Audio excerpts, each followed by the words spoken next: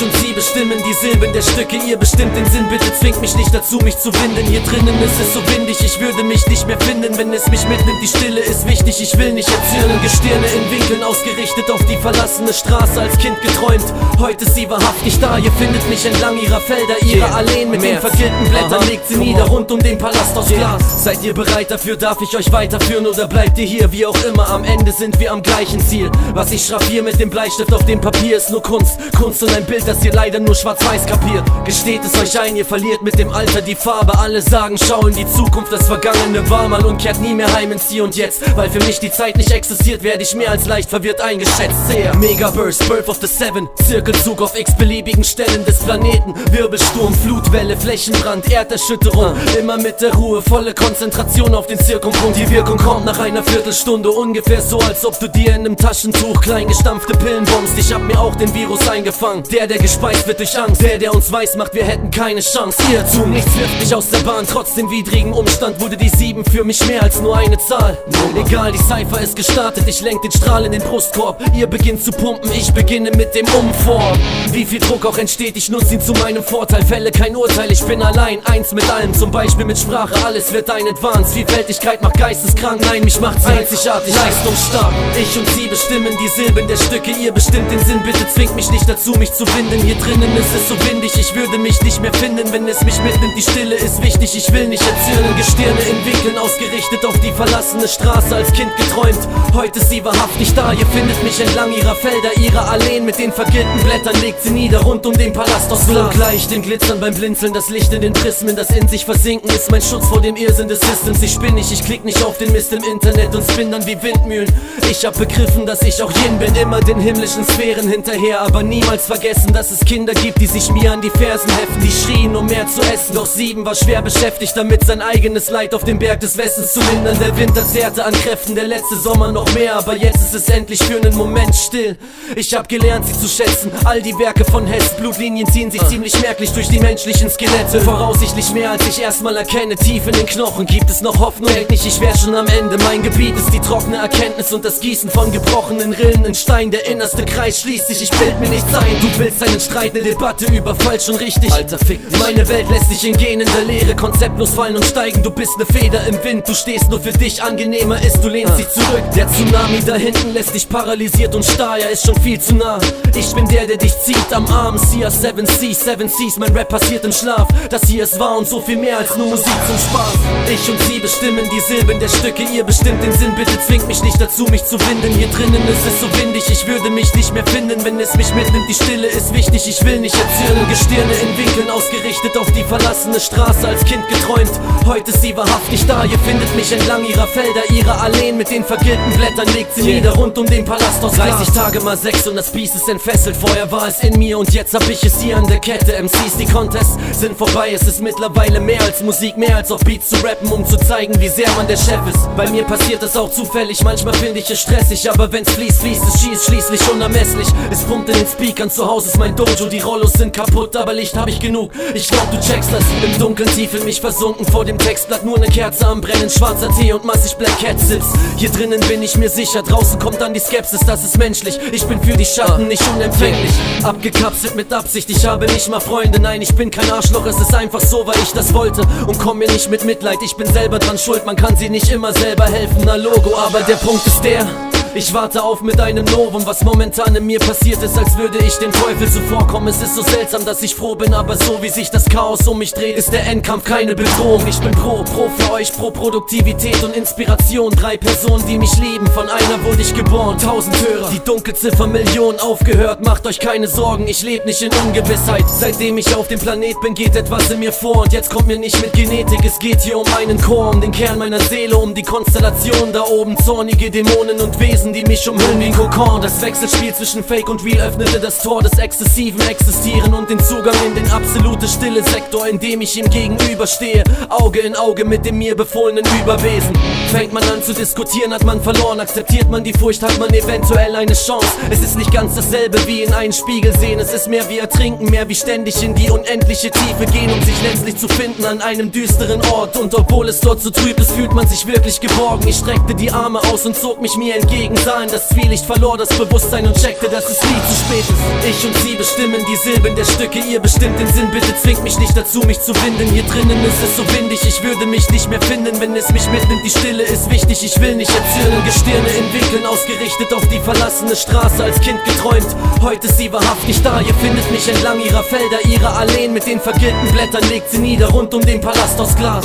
Ich und sie bestimmen die Silben der Stücke, ihr bestimmt den Sinn. Bitte zwingt mich nicht dazu, mich zu winden. Hier drinnen ist es so windig, ich würde mich nicht mehr finden, wenn es mich mitnimmt. Die Stille ist wichtig, ich will nicht erzählen. Gestirne in Winkeln ausgerichtet auf die verlassene Straße, als Kind geträumt. Heute ist sie wahrhaftig da, ihr findet mich entlang ihrer Felder, ihrer Alleen. Mit den vergilbten Blättern legt sie nieder, rund um den Palast aus Glas.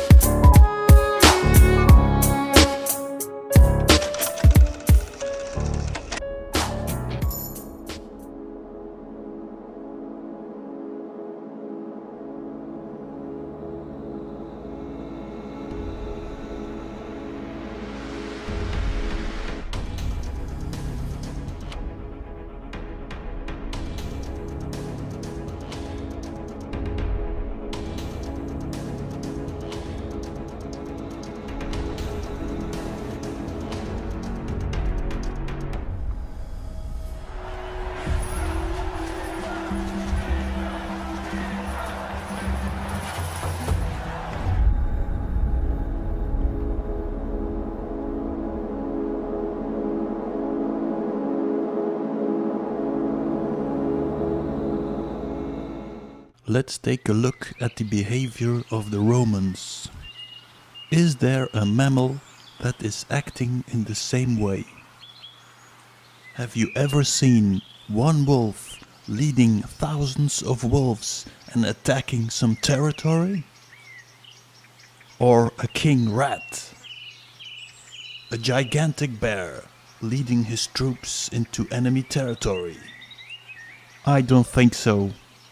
The only place I see this kind of behavior is in the insect world. The black ants attacking the red ants, slaying their enemy, looting their nests, bringing back the spoils of war to their queen, exterminating without mercy their enemies.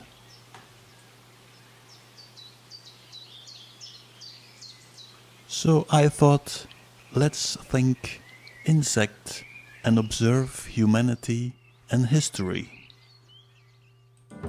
The insect armies of Rome. The Greek insects. Their helmets even remind me of the Greys. The head of a praying mantis, an insect that will frequently pop up in my investigation. A horned one, a winged one,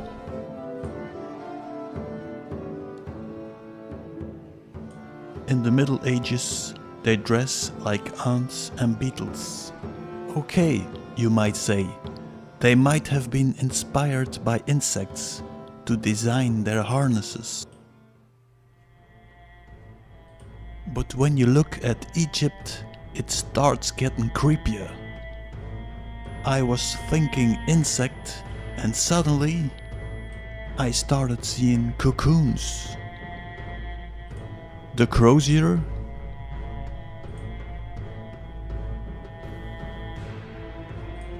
a larva in a cocoon, an underground nest, the mummy wrapped in silk,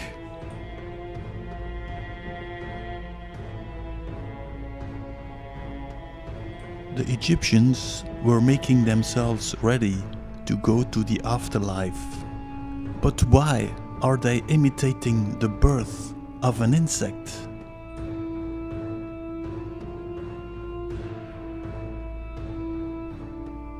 On the sarcophagus, you see the image of the winged ices.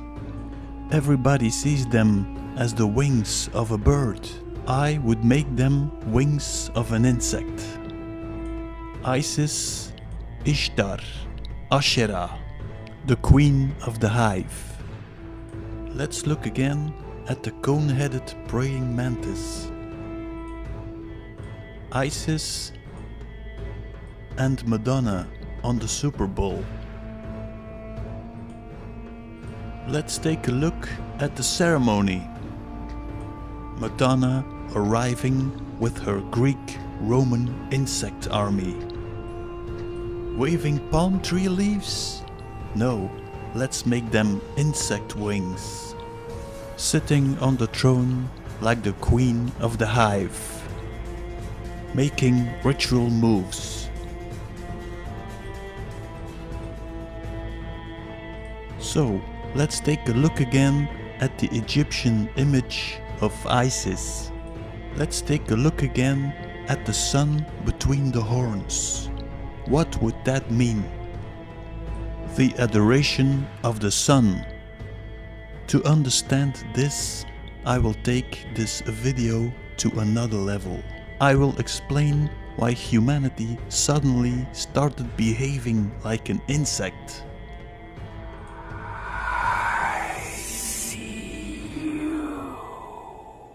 Let's have a look in nature if there is a case by which we can explain our strange behavior. Let's watch a short video. Wasps are often characterized as aggressive and an insect to fear. A recent study reinforces this general perception by exposing them as master manipulators. Researchers in Japan learned that when it comes to the task of wasps nurturing their young, they make another insect do it. Spiders appear to be the preferred caretakers, and to get them to perform the task in a satisfactory fashion, wasps employ the power of mind control. When it's time for a wasp to release its eggs, it will do so on an arachnid's back. In addition to being saddled with the responsibility of hatching the larvae, the spider is injected with a substance that makes it do the wasp's bidding. That involves building the offspring a comfortable home. The preferred nursery is what's called a resting web, the sort of denizen a spider spins for itself when it's molting and doesn't want to be bothered by incoming food. Further, when the newborns get hungry, it uses the host as a nutrition source, feeding on it until it's sucked it dry. So, the spider normally makes this kind of web. Now it's making this kind of web. The wasp's consciousness has taken over the consciousness of the spider, and now it is using the body of the spider to make a web of its own. Let's take a look at our behavior. We are hunter-gatherers and live in the forest. That provides us of everything we need. Then something happens. Suddenly, like the spider, we start destroying our habitat and start creating a completely new environment.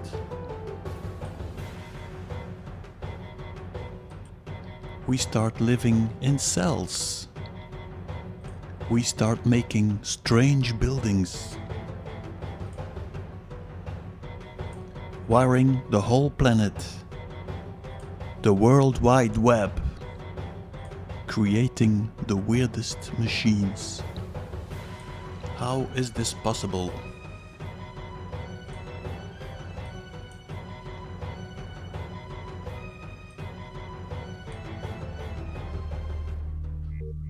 Let's go back to the bigger Earth in the plasma ball. Think of it as a cell, a nucleolus and a membrane, floating in an unknown substance.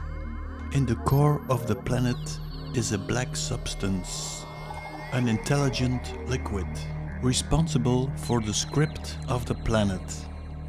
Maybe you came across the story of black goo, but I will call it, in comparison with the computer, the BIOS code, the consciousness of our Earth. How does an acorn know it has to become a tree? How does a child know at birth it has to breathe? Think of it as a Wi-Fi connection with the BIOS code of the planet. So, at a certain moment, a cell decides to parasite on the cell of our Earth. It attaches to our cell. Then it drills a hole through the membrane. That would make of our Sun the connection point between the two cells. Now the invasive cell will try to take over the consciousness of the attacked cell. How will it do that? Well, it will shoot some BIOS code of its own onto Earth. Now we have a big problem, because now we have two conflicting codes, and the invasive code will try to destroy the local one. Now let's go back to the beginning of the Egyptian culture. The most important temple in Heliopolis was the Mansion of the Benben, also known as the Mansion of the Phoenix. In the middle of the temple, in an open courtyard, stood an obelisk, on top of which sat the Benben stone. This was a black conical stone that looked like a small pyramid. Throughout the ages, the original Benben was copied in different forms. According to the Egyptians, the stone literally fell from the sky. The Benben stone was seen as the solidified seed of Atum, the stone of creation. It was on this stone that the phoenix or Bennu bird would return every 12,594 years and place its new egg. At that moment, a new era of mankind was started. The Bennu bird came from the Isle of Fire, the mythical place where the gods were born. So, let's go back to this picture of the two cells uniting, the Vesica Pisces. Throughout history, this image was used for the iconography of the female genitals.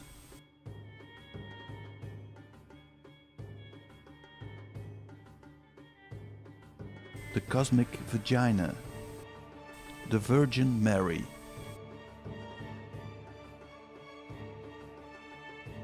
Why the Virgin? Because there was no sexual act. A piece of itself, the Benben stone, was shot into the atmosphere. Next, the Benben stone was called the seed of Atum and put on an obelisk. Now you have the phallus symbol. Next, you put the phallus symbol in the Vesica Pisces and aim it at the sun.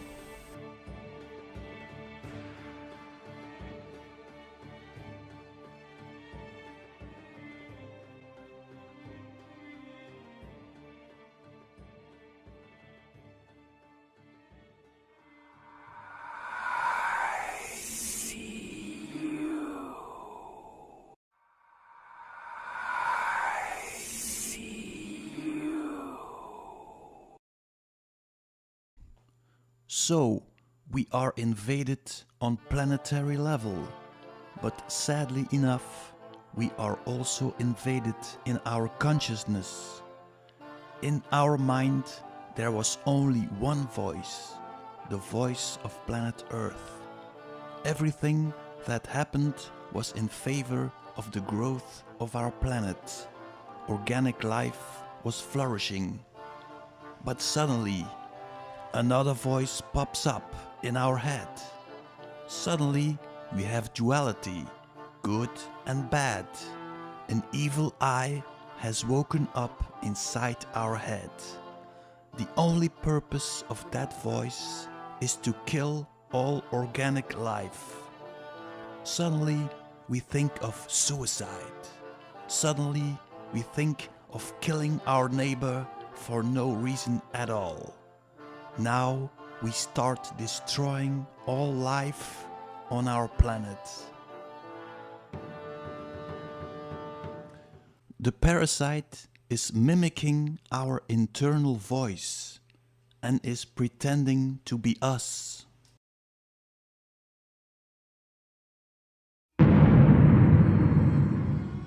That way, it is hiding from our awareness.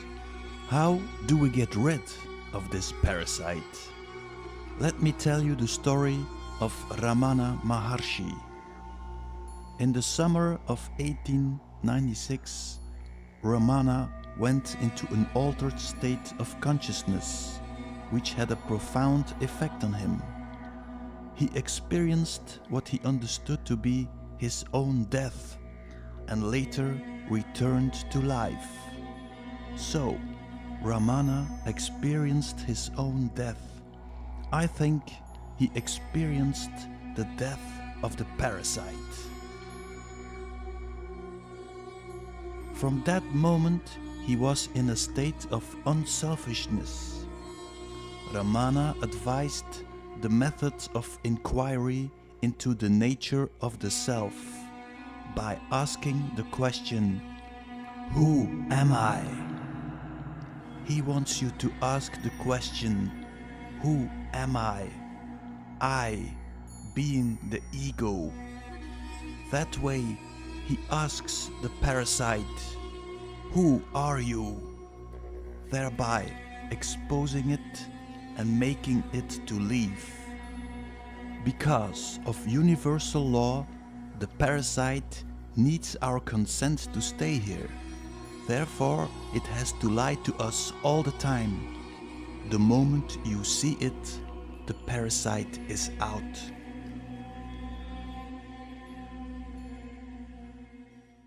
Okay, let's look for the parasite. Not here.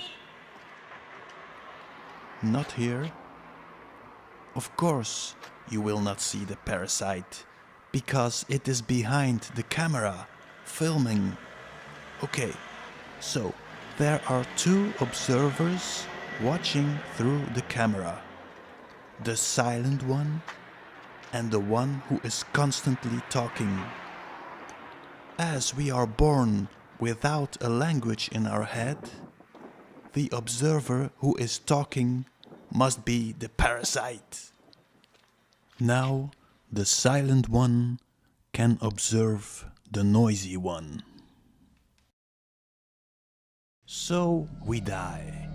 Now we got rid of it all, we think. Oops. We got sucked into the tunnel of white light. A winged being is waiting for us. An angel, God, Saint Peter. Funny how all those gods are winged. If I'm correct, this white tunnel is the corridor into the consciousness of the insect cell. The angels are the gatekeepers of the parasite's world, keeping us out. We have to stay in purgatory. No, you are not coming into heaven. You have to go back to earth because you made some mistakes.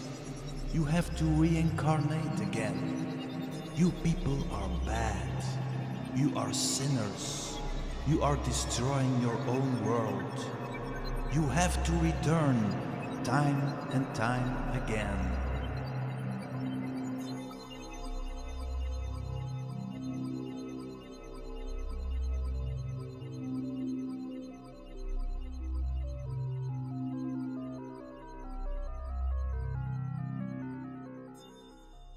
Okay, let's return to the Ben stone and see what Stanley Kubrick has to say about it.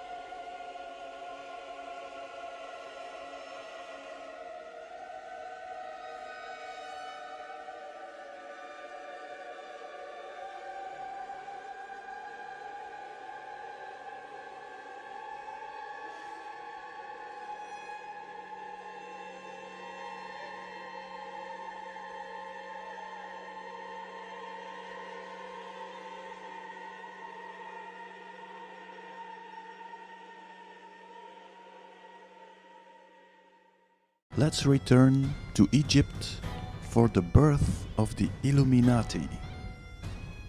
Pharaoh Akhenaten decides to get rid of the multiple gods of Egypt and installs the worship of the solar disk, Atum, introducing the first monotheistic religion.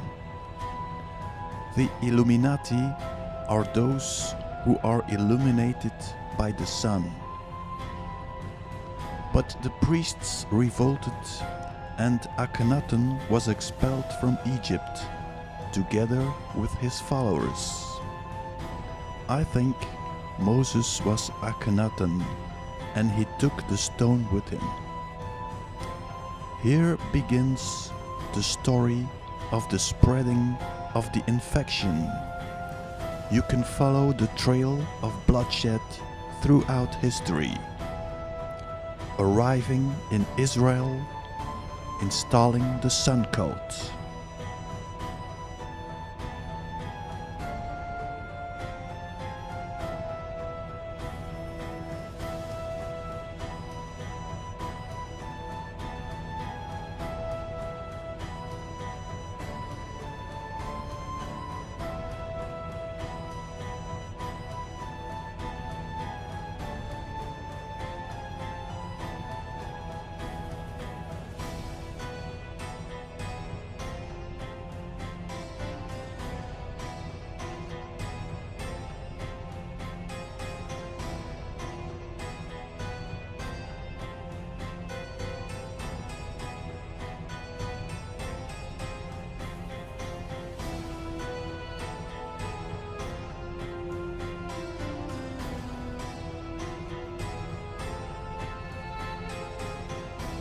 Solomon's temple. We're told about King Solomon's temple. Incidentally, there was no King Solomon. So don't look for King Solomon in history because there was no King Solomon. That's the word Sol, Om, On. S-O-L is the sun in Latin. In Latin, the word sun is S-O-L, Sol. And in the Hindu priest of the sun, they call the sun Om. Remember the priest of Om? They chant Om. And On is the city of the sun. The Greeks call it Heliopolis. It's called Heliopolis to this day. But the Egyptians, Heliopolis. Heliopolis means the city of the sun. The city of the sun, Heliopolis in Greek, was originally called in the Egyptian On. Look it up in any dictionary. Arriving in Lebanon, Phoenicians.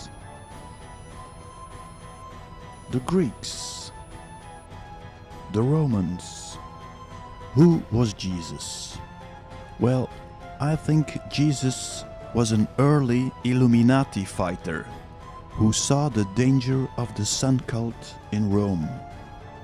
He attacked the banksters, but that might not have been a good idea, because he was betrayed, heavily tortured and crucified. But the Illuminati played a very clever trick. They assimilated him into the sun cult. They invented the story of the resurrection of Christ, like the phoenix. They gave him 12 apostles, like the 12 sun gods of Mount Olympus. They gave him an aura, the sun. They made him a tranny, let him give the sign of Baphomet, welcoming the phoenix. Are you sure you are worshipping the original Jesus? The infection is spreading to Europe. Europeans are colonizing the world. Britain is ruling the waves. The infection in America and Russia.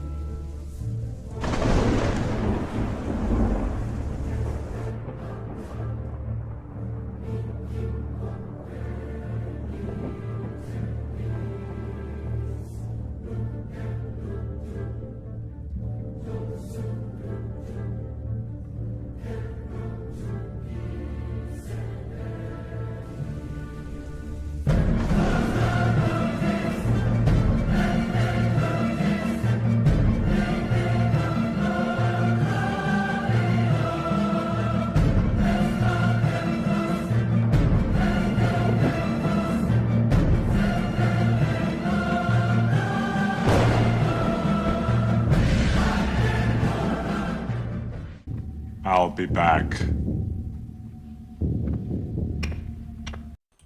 Okay, let's recapitulate. A parasitic cell is attaching to our cell.